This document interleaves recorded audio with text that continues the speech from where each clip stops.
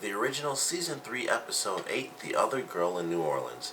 I think this episode was like the pinnacle of Aurora's craziness because it really showed how insanely infatuated she is, or really in love. I think it's more love than just she's infatuated with Klaus, especially considering they were actually together at one point. But this one showed she's so insanely in love with him, but obviously she cares for her brother, and it's like she doesn't understand how she's on both sides at the same time. Because of course she's so insanely in love with Klaus, but at the same time, of course, she'd do anything to save her brother, and that's what she does by taking Cami. And it's like she doesn't understand that taking Cami to protect her brother kind of goes against her loving Klaus, but she still does. It's like she just doesn't understand. She can't play both sides. It doesn't, at least not the way she's doing it. She can't. She probably could, but the way things kind of operate in this show, you can't really be on both sides at the same time, and that's kind of how she was in this episode. And it seemed like she didn't realize that it just wouldn't work that way. And I actually really enjoyed that because it showed a little bit how disconnected she was, because there's all this stuff going on between her and Cami, and she's trying to figure out, like, what is it about you that Klaus likes? Like, he liked me for so long, but now he likes you. There's got to be something about us that overlaps. And we find out this interesting little story about Cami and how basically she just broke a bottle on the guy's head because he was abusive to a roommate, and a roommate never really said anything, so he never got in any sort of trouble. But Cami wasn't ashamed that she did it. She was ashamed that she enjoyed it, and it was almost like a vigilante moment for her, but she enjoyed that, and like kind of helping out someone, even though they may not have actually asked for help. She did it anyway, and she enjoyed it, which I thought was pretty cool. I thought that was an interesting moment to hear from Cami, because at first I thought she was kind of lying to her. I'm like, well, that doesn't seem like that big of a deal. And then when she kind of revealed, like, oh, you aren't ashamed that you did it, you're ashamed that you actually enjoyed it. That's when it kind of really clicked. Like, oh, that's why this is such an important story. Because at first, even when she was telling it, I'm like, well, that's what she wanted to do. I don't see how this has anything to do with shame. And then, Aurora says it. I was like, oh, well, now it makes perfect sense, because she felt perfectly fine doing that, and it was almost like a form of revenge for her, for someone else, and she felt good kind of doing that because the guy certainly deserved it. So I thought that was pretty interesting. I don't think it won't be like the craziest impact like Aurora was thinking, like, oh, she's a liar and this and that. Is like one little story, to be totally honest. Like, like I personally didn't think it was that crazy. Like, oh, she kept this insanely huge secret hidden for her whole life. I was like, well, this guy was a dick. He hurt someone, and her roommate kind of was so scared of him that she didn't say anything. So Cammy went and got revenge for her. And I was like nothing.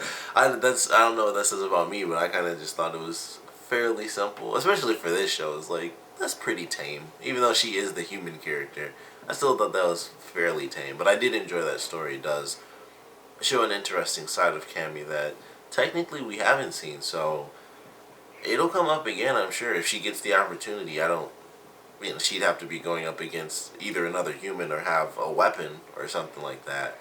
But I thought that was actually pretty interesting. And then we have, basically, that was half the episode, and the other half was like Marcel, Elijah, and Freya dealing with Tristan and the Stryx, and that was really interesting because when it first started, it was like, okay, how is Marcel going to deal with this? Because he had the option to try to go in there, which I don't think would have worked because, of course, it's Elijah, so he can't just go in there like, I got to stab you and actually win that fight. So it was either do that or do exactly what he did, which was tell Elijah. But then it was like he blended those two ideas together, where he's telling him, and it's like, look, I need you to do this, I need you to do that. And then it's like, well, I actually betrayed you before you even got here. And then all the people show up at the house, and then there's this crazy battle. Freya gets stabbed, which really surprised me. I honestly didn't know what to think of that, because I was like, well, with everything that's happening, I don't know if anyone will actually get to her in time. But fortunately they did, because I was like, I don't know how the heck this is supposed to play out. So I was a little shocked when that happened.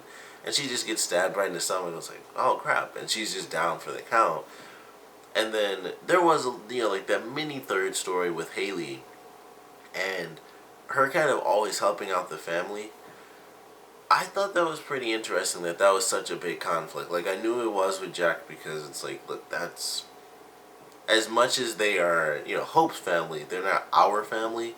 So he's, of course, really mad about that. And his grandmother, his grandmother comes into this episode. Still nobody else. That's still, it's kind of funny to me that there's still no one else at that house, even though it's supposed to be like the pack house. No one's ever there. It's always Haley, the baby, and one other person. Always. But we have the grandmother in this episode, and she's trying to help Haley, like, hey, pretty much she said exactly what Jack was always saying. It's like, they aren't really your family, they're Hope's family, but every time you help them, it's like you just risking your life, and you just go over there to help them, despite everything that they've done to you and the pack, and pretty much just a ton of other random people who have been hurt because of them.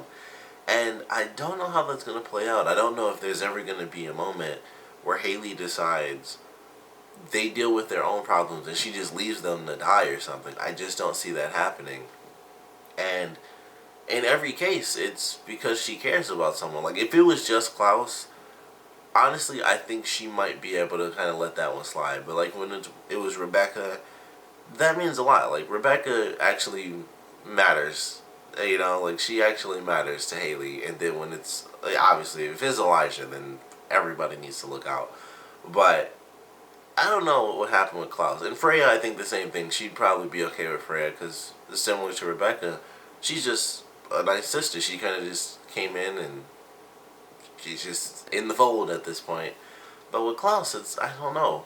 I wonder if she would really save him. And I think she might, because despite not liking him compared to everybody else, that is the father of her child. So he kind of wins only on that aspect alone. So it's like, she'd probably jump in to save him just because of that, because she wants her daughter to actually have a father, like her biological father.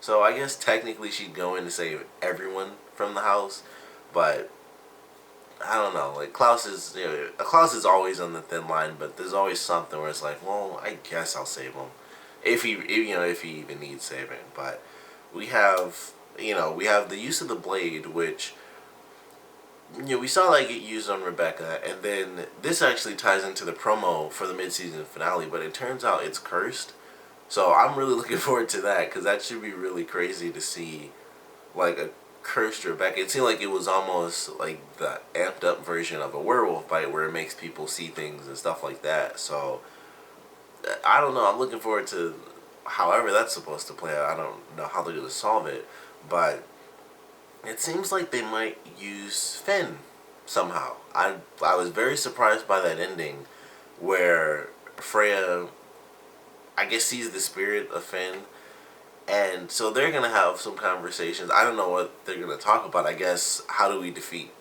the Stryx? I really don't know. But Tristan kind of brings it up like, oh, you should talk to your brother and stuff. And he made it seem as if he didn't know that he was dead, which he definitely would have known. So it was kind of interesting that she just did a spell and it was like, boom, here he is. Unless he's alive somewhere, and I totally missed that, but I'm pretty sure he was the first person dead. And then he died again when they were all brought back to life.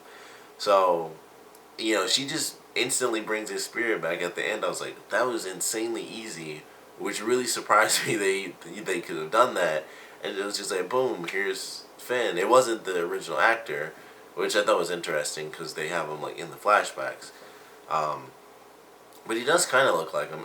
I'm assuming it was. If it was, he went through a lot of changes because he looks totally different. But I'm pretty sure that wasn't the same guy. So I don't really know what answers we could possibly get from him, or what we're gonna get from this new storyline, especially considering next week is going to be the mid-season finale. I don't know how much they're going to dive into it, and I'm assuming that'll be more, the second half of the season, really. But it was interesting. When she did that, I was like, wow, that was insanely simple. It was like, I don't know what that necklace was. I don't remember, at least. But it was almost just like, all right, boom. It instantly connects to Finn, and that's all it took. So she just, like grabbed his spirit, and that was it. It was like 2 seconds, and she had it. So I was like, well, that was insanely easy to me for something that was just introduced, and it was almost like there was no planning. Like she had a little bit of a setup for the spell by the end of the episode, and we just see the end result, but it still seemed like it was nothing. It was like, all right, well, boom, got him, and he died twice before she'd even come back. So it was kind of crazy for it to be so simple to me, and this was just like the same day, basically. It was like at that night is when she does the spell, and it's like, all right, hey, we need to talk. So that kind of surprised me that it was so insanely simple to do that. But I guess at the same time, it's just a spirit, just talking to a spirit. That's like Magic 101, I guess. But I really enjoyed this episode. Of course, I want to know what you guys thought about it, so please comment below. Let me know your favorite parts, your least favorite parts. And I want to know what you guys want to see for this mid-season finale, because they find Rebecca. That's already shown in the promo, because Marcel he's finally got his in, which I thought was pretty cool the way he did it, and he kind of earned that respect from Tristan, even though he was totally about to get punched and probably killed. But a lot happened in this one, and now they have their answers. We're gonna have a cursed Rebecca, and who knows what else. So I want to know what you guys want to see from the finale, and what you expect to see based on kind of what was introduced in this one. So please comment below, let me know, and thanks for watching.